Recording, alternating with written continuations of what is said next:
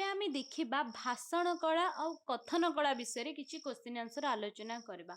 तो हमर प्रथम क्वेश्चन अछि कथन क्रिया कौन एहा केतेबेले आवश्यक हुए।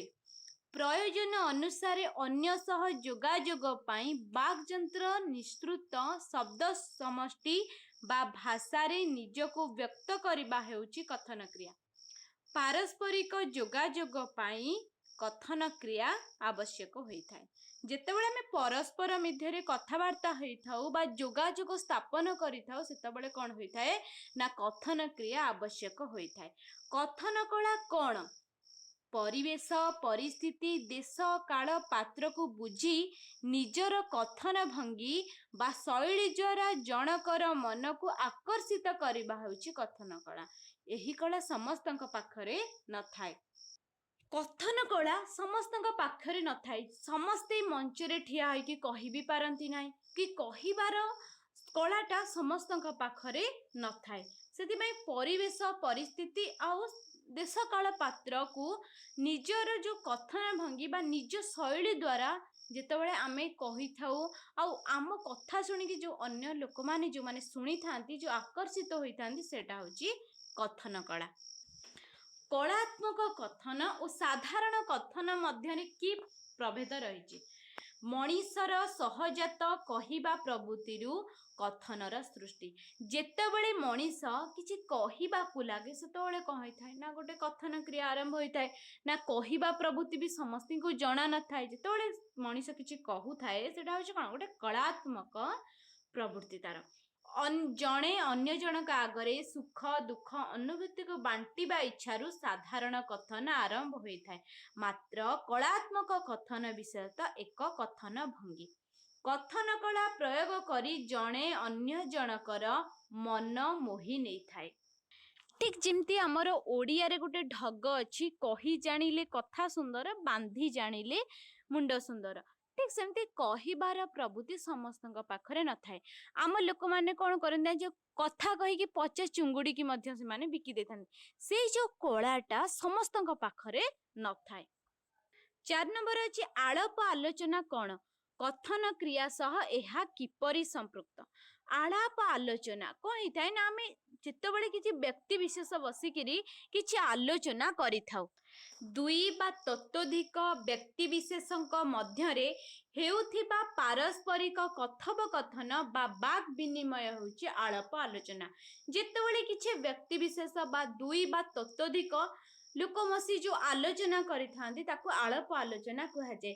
आलाप आलोचना रे क्रिया ही मुख्य कारण कथन क्रिया को बाद दे कथोपकथन होई पारे न थाए। जदि आलाप आलोचना कौन किछि कथा नथिबो किछि कहिबार कारण नथिबो किभଳି भाबरे आलाप आलोचना होई पारिबो। तो आलाप आलोचना रे कथन क्रिया होउची मुख्य। 5 नंबर अछि भाषण शब्दर प्रकृति प्रत्यय किपरि। भाष धातु सहित अन्न प्रत्यय जोग करा जायछि। शब्दकोशरे भाषणर अर्थ होउची विशिष्ट कथन बा सार गर्भक मूल्यवान कथन। भाषण काहाकु कुहा जाय कोनोसी निर्दिष्ट प्रसंग सर्वसाधारणक सम्मुखरे कलात्मक भावरे उपस्थापन करिबा और सामूहिक जनता को प्रबोधित उद्बोधित करुथिबा सार गर्भक वक्तव्य को भाषण कुहा जायଥାଏ। भाषणर इंग्राजी प्रतिशब्द कौन और सही शब्द संपर्क रे कौन कुहा जायछि। भाषणर इंग्राजी प्रतिशब्द होछि कौन ना स्पीच।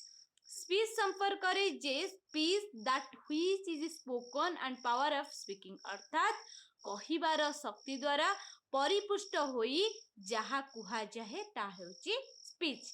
भाषण कला कौन कथन कलार श्रेष्ठ रूप होछि भाषण।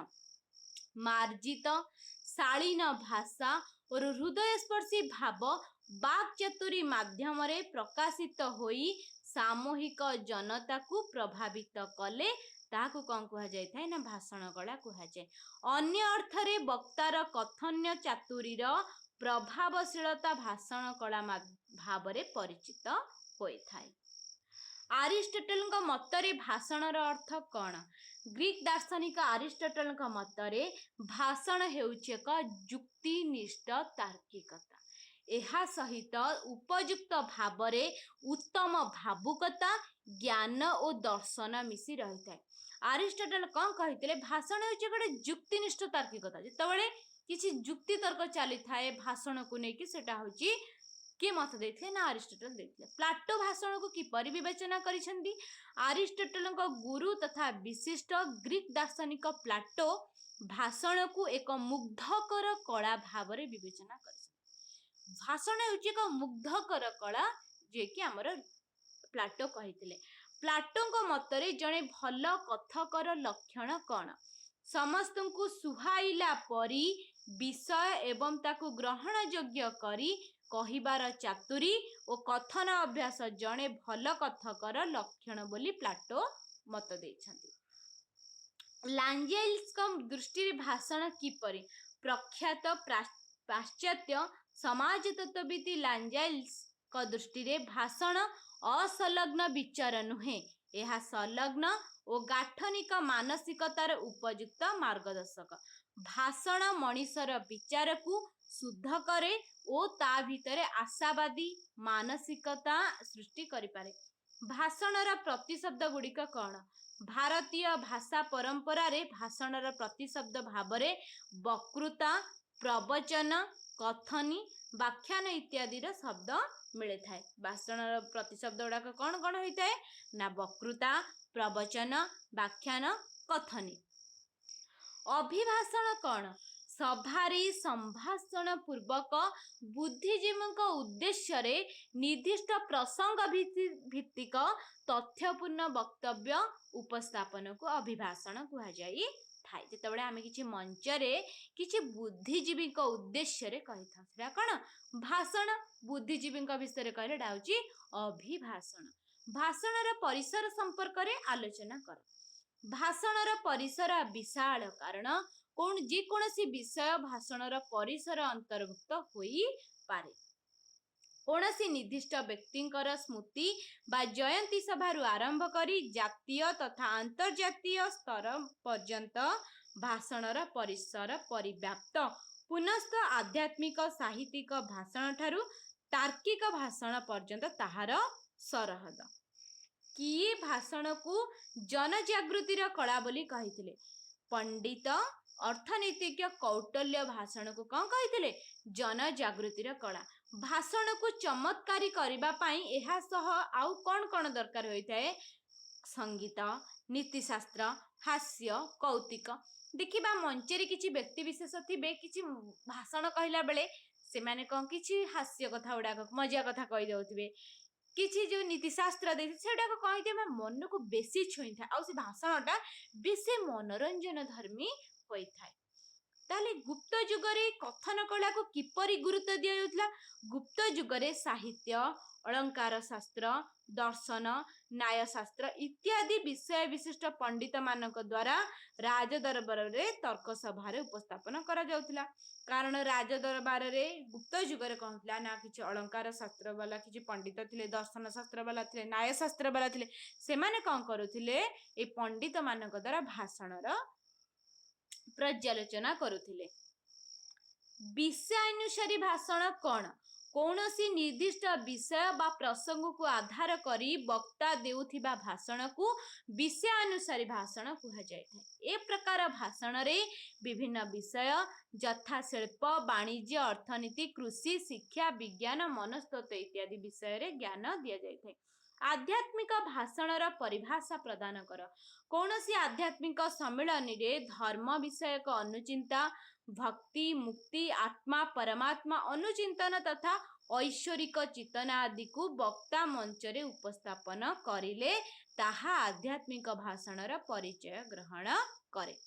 वितर्क भाषणर कौन जो भाषण तर्क जुक्ति प्रतिवाद तथ्य औचित्य सह वादानुवाद को आधार करी सभारे उपस्थापित हुए ताहाको वितर्क भाषण कहा जाए।